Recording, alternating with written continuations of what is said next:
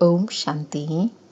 आज 31 जनवरी 2026 के प्यारे बाप दादा के अनमोल मधुर महावाक्य हैं। आज की मुरली के सार में ऑलमाइटी अथॉरिटी सर्वशक्तिमान बाबा ने याद से प्राप्तियां बताई। बाबा कहे बच्चों को पहले पहले तो एक ही पॉइंट समझने की है कि हम सब आत्मा भाई भाई हैं और शिव बाबा हम सबका बाप हैं। उनको सर्वशक्तिमान कहा जाता है। बाबा कहे तुम्हारे में शक्तियां थी, तुम विश्व पर राज्य करते थे, तुम पवित्र देवताएं थे, सब निर्विकारी थे। तो बाबा पूछे कौन निर्विकारी थे? आत्माएं निर्विकारी थी। अब फिर तुम निर्विकारी बन रहे हो, जैसे कि सर्वशक्तिमान बाप को याद कर उनसे शक्ति ले रहे हो। याद से ही आत्मा की बैटरी चार्ज होती है। बाबा कहे जैसे बैटरी में ताकत कम हो जाती है तो चार्ज करने रखते हैं। तुम बच्चे अभी समझते हो हमारी आत्मा सर्वशक्तिमान थी, अब फिर तुम सर्वशक्तिमान बाप से अपना बुद्धि योग लगाते हो तो बाबा की शक्ति हमारे में आ जाए। जितना याद करेंगे उतना शक्ति भरती जाएंगी, आत्मा की ज्योति जगती जाएंगी। और कहा कि अभी तुम तमो प्रधान बन गए हो तो ताकत का देवाला निकल गया है, फिर बाप को याद करने से पूरी ताकत आ जाएंगी। उसके लिए बाबा कहे देह सहित देह के जो संबंध हैं वह सब भूल एक बेहद के बाप को ऑलमाइटी अथॉरिटी को याद करना है। फिर और याद के लिए कहा कि बेहद के बाप को याद करने से बेहद की बादशाही मिलती है। तो बच्चों को दिल अंदर समझना चाहिए कि हमारा बाबा नई दुनिया स्वर्ग की स्थापना कर रहे हैं। सतयुग में होता ही है सदा सुख। तो बाबा कहे वह सदा सुख कैसे मिलता है, वह बाप अभी बैठ समझाते हैं। माम एकम याद करो। तो बाबा ने अपना परिचय देते हुए कहा मैं एवर प्योर हूँ, मुझे याद करने से तुम भी प्योर बन जाएंगे। बाबा कहे मैं मनुष्य तन में नहीं आता हूँ, न देवी तन में आता हूँ, अर्थात मैं जन्म मरण में नहीं आता हूँ। सिर्फ तुम बच्चों को स्वर्ग की बादशाही देने के लिए आता हूँ। जब यह ब्रह्मा 60 वर्ष की वानप्रस्थ अवस्था में होता है तब इनके तन में आता हूँ और तुम बच्चों को बादशाही देता हूँ। तो बाबा कहे अभी तुम बच्चे बाप को याद करके राजाई लेते हो, कोई माने न माने तुम बच्चे अभी अपने पुरुषार्थ से प्राप्ति करते हो। और साथ में कहा कि बेहद का बाप तुमको बेहद की पढ़ाई पढ़ाते हैं जिससे तुम बेहद का मालिक बनते हो। बाप आकर बच्चों को पढ़ाकर याद की यात्रा सिखलाते हैं जिससे आत्मा पवित्र बनती है। फिर आत्मा का परिचय देते हुए कहा कि यह भ्रकुटी आत्मा का अकाल तखत है। अभी बाप समझाते हैं सब आत्माओं का अकाल तखत यह भ्रकुटी है। आत्मा अकाल है जिसको काल नहीं खा सकता, विनाश नहीं हो सकती। बाकी तखत शरीर तो बदलते रहते हैं। अकाल मूर्त आत्मा इस शरीर रूपी तखत पर बैठती है। आत्मा एक शरीर छोड़ दूसरा लेती है। बाकी हाँ, उनमें अच्छे व बुरे संस्कार होते हैं तब तो कहा जाता है ना कर्मों का फल है। और शिव की बारात का भावार्थ बताया कि जैसे टिड्डियों का अथवा मधुमक्खियों का झुंड जाता है ना, मधुमक्खियों की भी क्वीन होती है, उनके पिछाड़ी सब जाते हैं। बाप भी जाएंगे तो उनके पिछाड़ी सब आत्माएं जाएंगी। फिर मूल वतन में जैसे आत्माओं का मनारा छत्ता लग जाता है, अर्थात फिर आत्माओं का एक सिजड़ा बन जाता है। तो बाबा कहे यह आत्माओं का झुंड भी एक दिन भागना है। बाप आकर सब आत्माओं को ले जाते हैं। इसको ही शिव की बारात कहा जाता है। तो बाबा कहे बारात क्यों कहते हैं? क्योंकि इसमें सब वैरायटी प्रकार की आत्माएं रहती हैं। कोई श्रेष्ठ ते श्रेष्ठ पद पाने वाली भी आत्माएं हैं तो कोई छोटे से छोटा पद पाने वाली सब वैरायटी आत्माएं अपने घर जाएंगी बाबा के साथ। फिर कहा कि पहले पहले तो है आदि सनातन देवी देवता धर्म जो बाप अब स्थापन करते हैं। पहले पहले हमको ब्राह्मण बनाते हैं।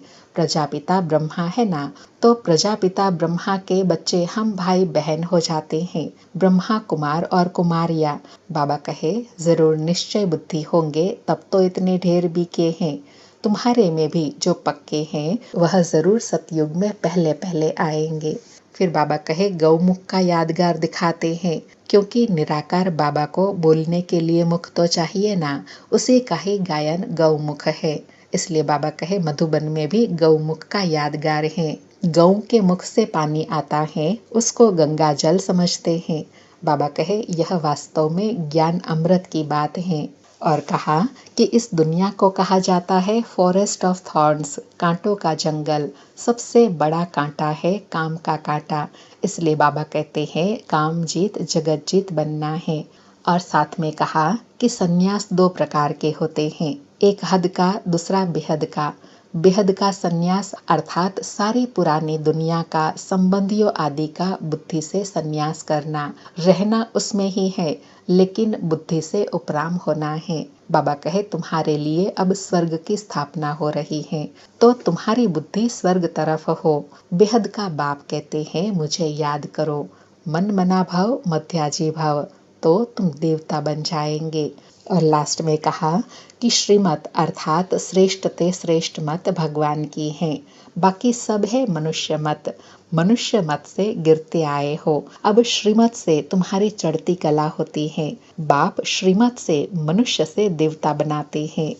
सुनते हैं प्यारे बाप दादा के अनमोल मधुर महावाक्य।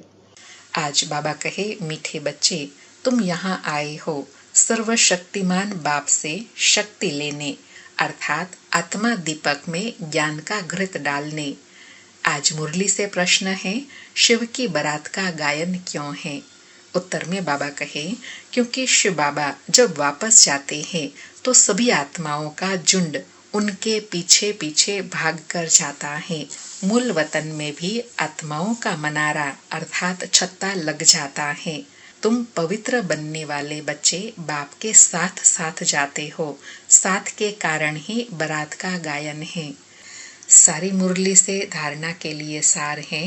पहला पॉइंट है, मन वचन कर्म से पवित्र बन आत्मा रूपी बैटरी को चार्ज करना है, पक्का ब्राह्मण बनना है। दूसरा पॉइंट, मन मत व मनुष्य मत छोड़ एक बाप की श्रीमत पर चलकर स्वयं को श्रेष्ठ बनाना है। सतो प्रधान बन बाप के साथ उड़कर जाना है। आज प्यारे बाबा का वरदान है, सत्यता की शक्ति द्वारा प्रकृति व विश्व को सतो प्रधान बनाने वाले मास्टर विधि विधाता भव। स्पष्टीकरण है, जब आप बच्चे सत्यता की शक्ति को धारण कर मास्टर विधि विधाता बनते हो तो प्रकृति सतो प्रधान बन जाती है, युग सतयुग बन जाता है, सर्वात्माएं सदगति की तकदीर बना लेती है। आपकी सत्यता पारस के समान है, जैसे पारस लोहे को पारस बना देता है, ऐसे सत्यता की शक्ति को, प्रकृति को, समय को, सर्व सामग्री को, सर्व संबंधों को, संस्कारों को, आहार व्यवहार को सतो प्रधान बना देती है। बाबा ने कितना ऊंचा स्वमान और नशा दिलाया कि आप कौन हो, प्रकृतिपति आत्मा हो। आप आत्माएं सदगति दाता बाबा से सदगति प्राप्त कर इतनी पावरफुल पारस बन जाते हो, जो आपके साथ रहने वाली आत्मा भी पारस सच्चा सोना बन जाती है। आज का स्लोगन है, योगी आत्मा वह है जिन्हें प्रकृति की हलचल भी आकर्षित न करे।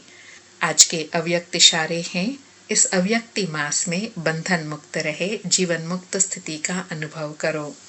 आज अनुभव करने के लिए कहा कि सुदर्शन चक्रधारी सो छत्रधारी बनो, तो देह की स्मृति के अनेक व्यर्थ संकल्पों के चक्र से, लौकिक और अलौकिक संबंधों के चक्र से, अपने अनेक जन्मों के स्वभाव और संस्कार के चक्र से और प्रकृति के अनेक प्रकार की आकर्षण के चक्र से जब मुक्त हो जाएंगे, तब अन्य आत्माओं को भी बाप से प्राप्त हुई शक्तियों द्वारा अनेक चक्करों से सहज ही छुड़ाकर जीवन मुक्त बना सकेंगे।